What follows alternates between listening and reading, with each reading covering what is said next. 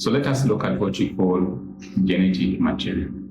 We have already seen that characteristics, or what we call traits, are determined by genetic material. And these characteristics can be transmitted from parents to offspring. So we want to look at the nature of the material that actually carry these instructions or these traits in living organisms. So let us start by looking at a scenario where a farmer notices that some of the corn plants in his field grow taller and produce more corn than others. He wonders if this difference is caused by genetic factors or something in the environment. To investigate this issue, he collects seeds from both tall and short plants and plants them in identical soil and giving them the same amount of water and sunlight. The questions are that, what is the name of the molecule that carries this genetic information in living organisms? And how is this molecule passed from parents to offspring? The farmer notices that some corn plants have yellow kernels while others have white. He asks himself, what controls the color of the kernels? If the farmer plants only yellow kernel corn, will all new plants have yellow kernel? Can you explain that answer? Is that answer yes or no? And can you explain it? So let's start. Of course, we want to see where we want to see the nature of the genetic material. Where in the cells is it carried? What makes it unique? And how do we actually pass this genetic material from the parents to the offspring? Those are the objectives of this session. So when we talk about genetic material, we are referring to units within the cell nucleus that determine the traits, the characteristics of an organism. So what we are basically saying is that within the nucleus, you have genetic material. What this genetic material contains information about heredity, okay, about characteristics that can be passed from the parents to the offspring. Your eye color, your skin color, your hair color, your tallness, your ability to roll your tongue, and many other characteristics. These are determined by genes. The genes are carried on what we call genetic material. And we are saying that this genetic material are units within the cell nucleus, meaning that genetic material is found in the cell nucleus and it carries hereditary information. We have two molecules that carry hereditary information, DNA and RNA. The DNA is what we call deoxyribonucleic acid, and then the RNA is what we call ribonucleic acid. These are the two molecules, or what we can actually term them as genetic molecules. They carry genetic information within cells, living organisms. Okay. You can have the DNA being in the nucleus, but you can also have some small fragments or some small DNA outside the nucleus. We can call that extranuclear DNA. That means it is DNA that is found outside the nucleus. Okay. most organisms actually have the DNA as the genetic material, but of course, the RNA is also genetic material in some viruses or some organisms. That's why we say some of the viruses are called RNA viruses. That means that their genetic material is the RNA. Okay? So the whole point is that we have the DNA as the main genetic material in cells, but we can also have RNA as the genetic material in some cells. And this genetic material is largely found in the nucleus, but we can find other organelles that can actually have DNA, but not within the nucleus. So you can have DNA outside the nucleus. So these two genetic molecules, RNA and DNA, are actually what we term as nucleic acids. So when we tell you to mention the examples of nucleic acids, you should tell us about DNA and RNA.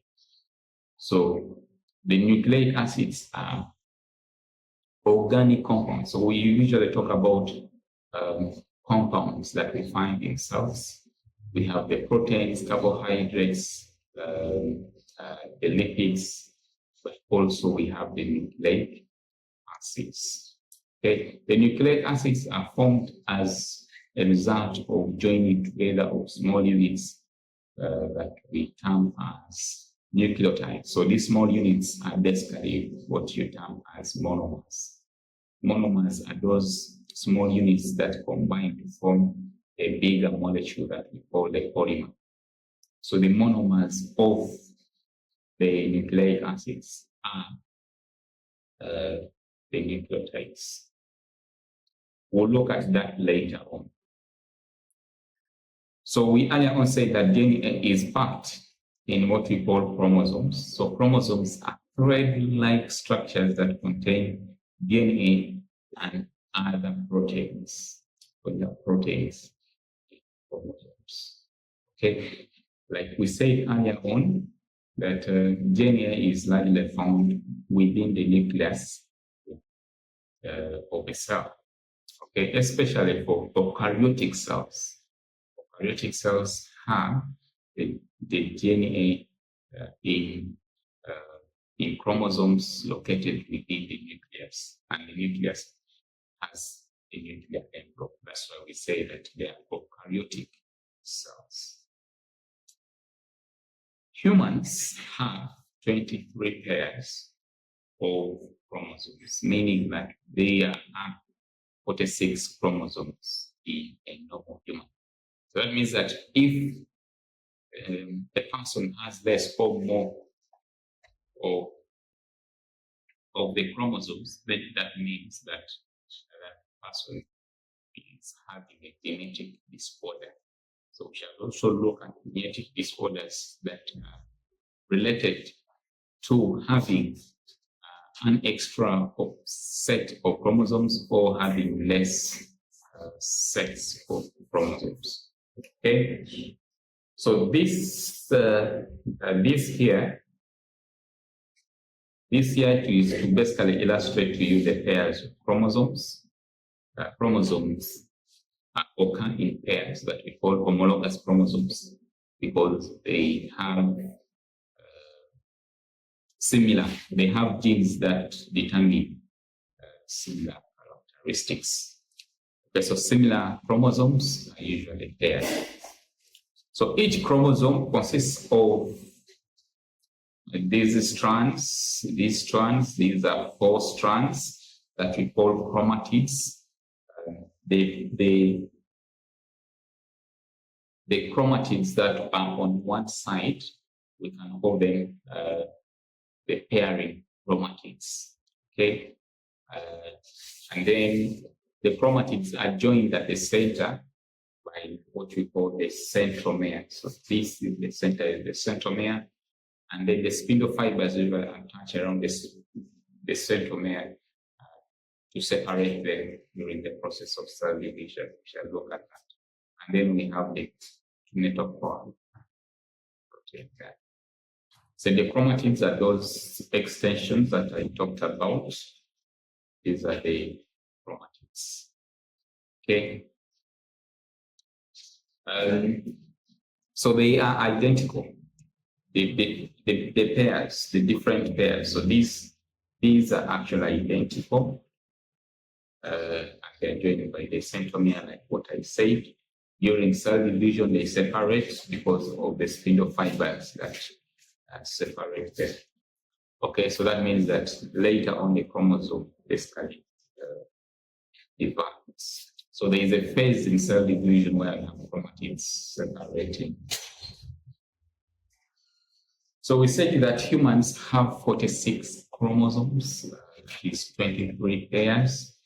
But we can also talk about what we call haploid cells. Haploid cells are those that are formed as a result of meiosis, which is a type of cell division. Okay, it's a type of cell division that reduces the number of chromosomes by half. Okay, so that means that instead of having 2n, you only have n. It reduces the number of chromosomes by half. That is meiosis. So the cells that are formed as a result of meiosis, they are termed as haploid cells. Mitosis gives us daughter cells that have exactly the same number of chromosomes like the parents. So we term these cells as diploid. They have because they have the complete set of chromosomes. Okay, so that's 2n is the diploid status. Full set of chromosomes are formed, and this happens in body cells that they call body cells as somatic cells. Haploid cells are formed in gametes because gametes are actually formed through the process of meiosis. We have proteins that are associated with the DNA, and these are called histone proteins. So basically, histones. These histones help in packing the DNA into compact structures. So these here are the histones here. Okay, so the DNA is wound around the histones, which are proteins that help in packing this DNA. Okay, this kind of setup where you have the DNA being associated with these proteins forms what we call the chromatin, which is the complex of DNA and protein.